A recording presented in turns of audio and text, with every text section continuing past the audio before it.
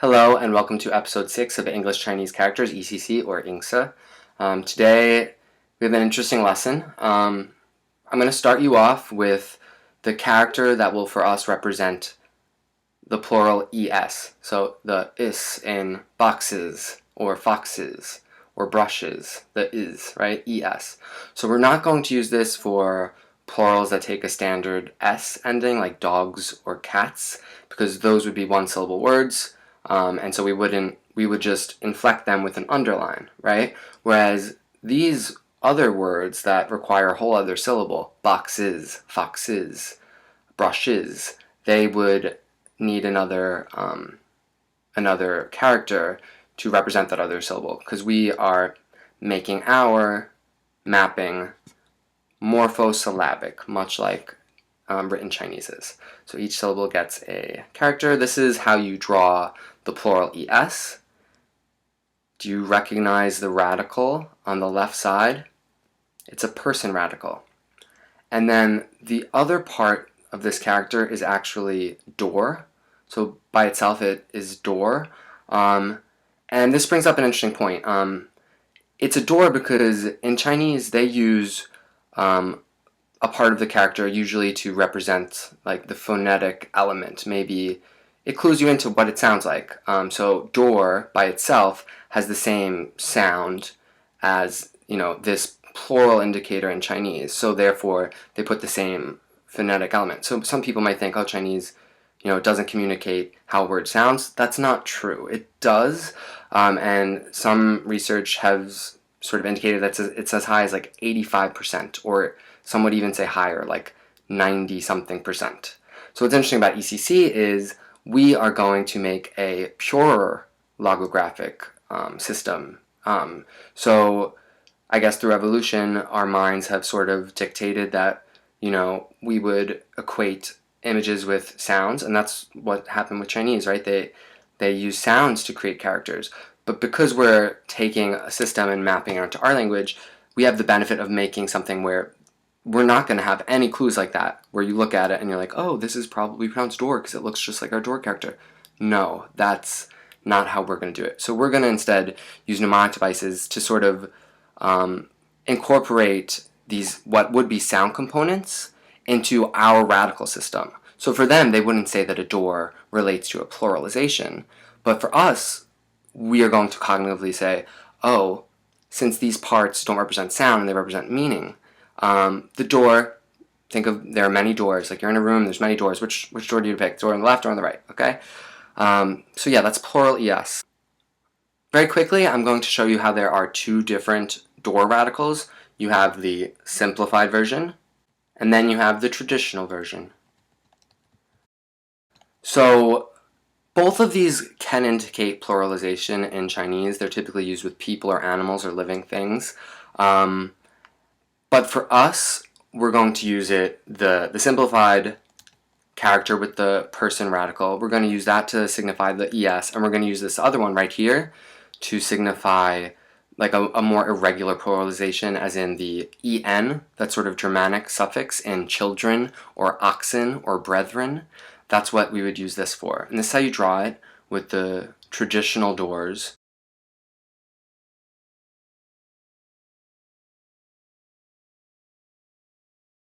They kind of look like saloon doors, if you notice. That's what I think of it as, right? And so yeah, plural, right? There's two doors. Okay, the next character we're learning is the character for we.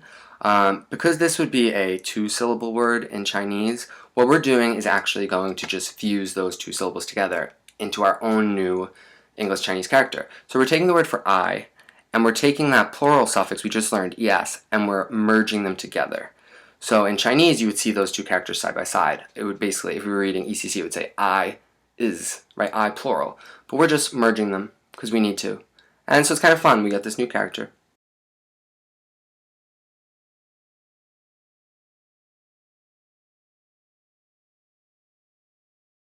Right? We, pretty easy. And we're doing the same thing with they. I would say you could do stylistic choices where you could use the character for he or she and put these put this door around it to make it plural. But we're going to just stick with it for now because the neuter is more dominant, I think, in our perception. Now, here's your first sentence. What does it say?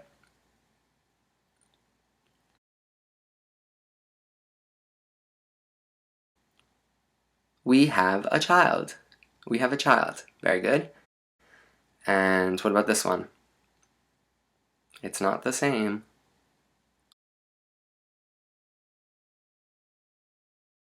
We have one child, right? We have one child, right? You remember the difference between and one?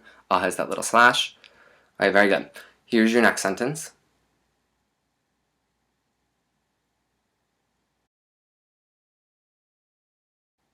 Do they have children? Do they have children? Very good. Now we're going to learn the numbers 6 through 10. We learned 1 through 5 last time, so you can really practice all of these together now. So here's the character for 6. I kind of think you can maybe look at it as, see, there are 3 lines, really, the 3 more like curved lines, I should say, and then there's that straight line in the middle. So you can think of it almost like 3 times 2. There's 3 of these lines, and then it cuts through it to multiply by 2 to get 6. The next character I like because it kind of looks like an upside down 7 from the Hindu Arabic numerals, whatever they are. So yeah, you can kind of see it, and we even slashed through our 7s too. So that should be easy for you. All right, and here is 8. I feel like there's a little bit of curve to it that could kind of remind you of the the written 8 symbol that we use. And here's 9. This one's kind of fun. Right, just 2 strokes, very simple. And 10 is a cross, so they would refer to a intersection kind of by this character or symbol a lot of times. So that's 10 for them. Okay, great. So here is a list of words. What do they say?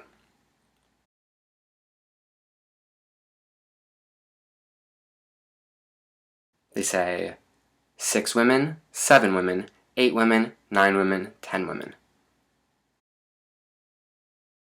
So the next word you're going to learn, the radical on top is a new one. It's the radical for bamboo. And you can kind of look at it and see like bamboo. It's like there's this sort of like rod to it, and it's something growing out, like maybe a leaf or another twig or branch. And then on the left side, there's another radical. We learned that one. Do you know what that is? It's the radical for tree, right? So we have bamboo, tree, and then the last one, it's actually radical for eye. So you can kind of look at it. It's just a square, a rectangle, I should say, with this sort of like part in the middle that's delineated. So bamboo, tree, eye. What could this mean? It means box, right? Because a box is made of bamboo or trees, like wood or different things. And then we use our eye to peer into the box. The next character we're learning has another good radical. This is the character for fox. And the radical on the left side, which has sort of like a downing hairness to it, like it's a fur quality, I would say, and that's because it's the radical for dog, right? It's kind of got the shag to it.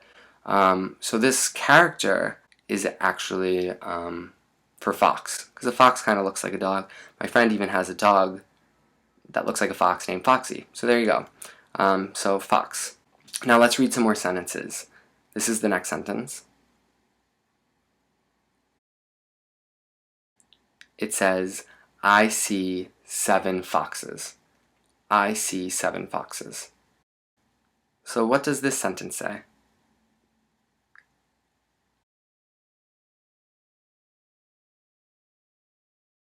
They draw 10 boxes. They draw 10 boxes. Next.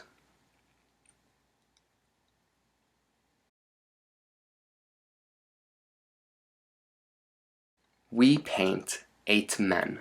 We paint 8 men. Right? The underline makes it plural. Very good.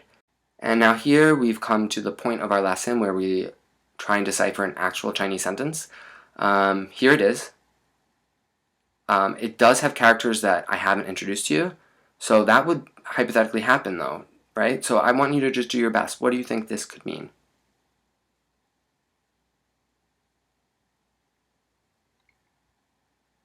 So if you were reading this in English Chinese characters and you just had the knowledge that, I've taught you, you would read this as child something, plural, has 6 something, box, something, and 10 the something fruit.